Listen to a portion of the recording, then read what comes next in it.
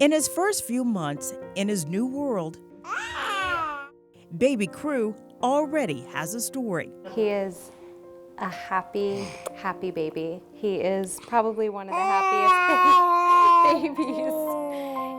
A baby who loves his big sister and has a love for bananas and Cheerios.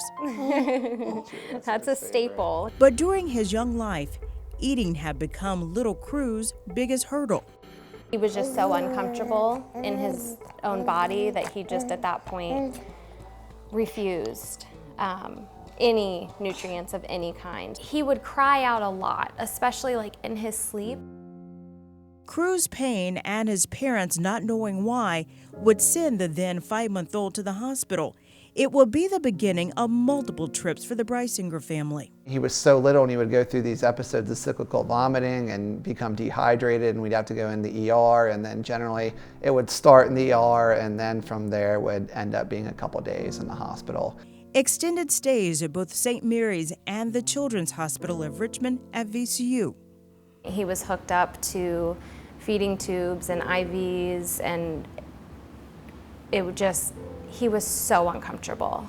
Doctors discovered Crew had silent reflux, which was irritating his esophagus and causing him not to keep food down and constantly losing weight. That was probably the scariest thing. It's almost like he just became like a rag doll right in front of our eyes.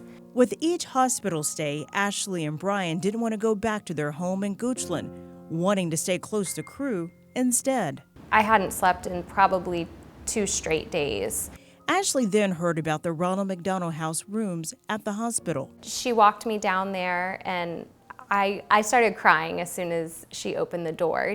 I can hear myself think. I can breathe for a minute, you know, and knowing he was 1 floor away. We do take for granted having just a bed to go lay in every night and a shower whenever, you know, you want it. It really was a home away from home for us for a while, with as much time as we spent there. And comforts like meals and the happy cart filled with goodies for kids like 2-year-old Piper Lane visiting her little brother. It helped her even just feel a little piece of comfort. You know, I think when you have a child who's in the hospital, all of the focus is on that child, as it should be. But then to have, you know, Ronald McDonald House kind of say, I see you. You know, our goal now is to spread the word and do everything we can so that, you know, in doing so, you know, we can sort of return the favor so that other people are aware of the organization and what they do. Crew hasn't been back to the hospital since May. With medication and seeing doctors on a regular basis,